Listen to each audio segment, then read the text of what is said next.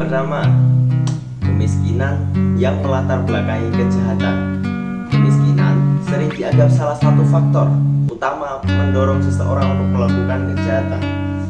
Ketika seseorang hidup dalam kemiskinan ekstrim, mereka mungkin merasa terpaksa untuk mengambil tindakan ilegal sebagai cara untuk memenuhi kebutuhan dasar mereka seperti makanan, tempat tinggal, dan pakaian. Nah, faktor-faktor lain yang berkaitan dengan kemiskinan yang dapat memicu kejahatan termasuk keterbatasan akses ke pendidikan, pengangguran, dan lingkungan sosial. Yang kedua, kepunahan warisan budaya. Kepunahan warisan budaya merujuk pada hilangnya elemen-elemen budaya yang unik dan berharga suatu masyarakat seperti bahasa, adat istiadat, musik, tari, dan praktik tradisional lainnya.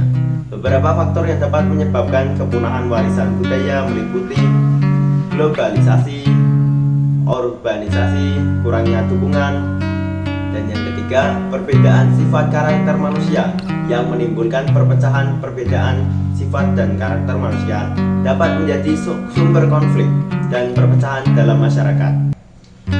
Beberapa aspek yang dapat menyebabkan perpecahan meliputi perbedaan ideologi, ego dan kepentingan pribadi, kurangnya komunikasi, diskriminasi, dan ketidakadilan.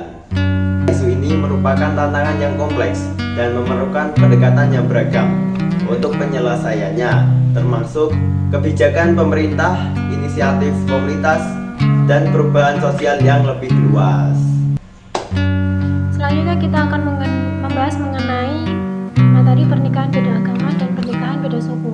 Yang pertama, pernikahan beda agama merupakan bagian macam dari pernikahan campuran. Pernikahan beda agama dalam pelaksanaannya sering kali mendapatkan kendala karena pada prinsip dasarnya setiap agama melarang untuk melaksanakan pernikahan beda agama. Namun demikian pada Undang-Undang Pasal 7 Ayat 2 GHR memperbolehkan pernikahan beda agama.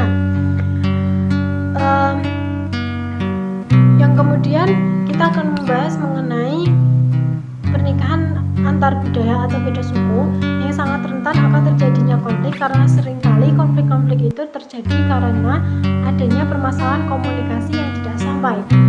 Orientasi sosial merujuk pada sebuah proses hubungan di mana individu yang bergerak dari komunikasi superficial menjadi komunikasi yang lebih intim, sehingga ada batasan di mana pasangan bisa melakukan aktivitas bersama dalam kehidupan seharinya.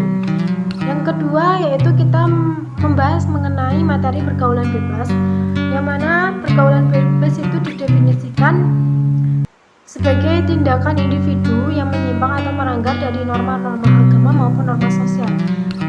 Berikut adalah faktor-faktor yang menyebabkan pergaulan bebas. Yang pertama, pengasuhan orang tua yang kurang memadai, kemudian faktor-faktor teman, faktor lingkungan, faktor media sosial atau informasi, kurangnya pemahaman tentang diri sendiri, dan kurangnya pendidikan karakter iman dan moral sejak dini. Kemudian dampak pergaulan bebas dapat kita lihat dari dampak psikologis, menurunnya prestasi sekolah, dampak medis, putus sekolah, dan lain sebagainya.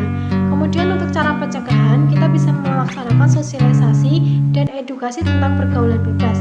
Orang tua bisa memberikan pengawasan yang lebih ketat terhadap aktivitas anak-anaknya, pendidikan agama dan moral sejak dini, serta meningkatkan keterampilan seseorang dari anak, mulai dari beberapa hal positif yang disukainya.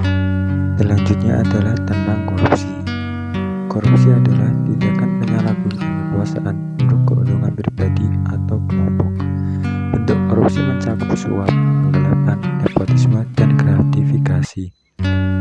Korupsi merusak integritas institusi publik, menghambat pembangunan ekonomi, dan menimbulkan ketidakadilan sosial.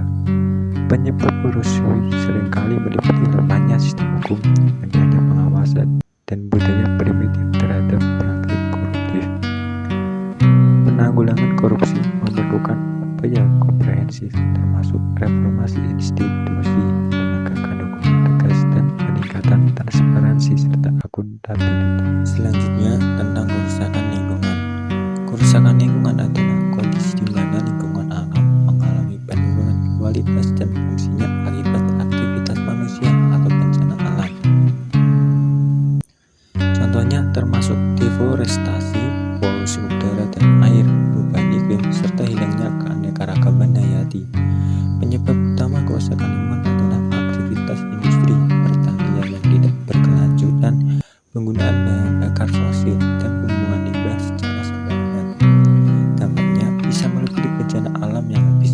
kesehatan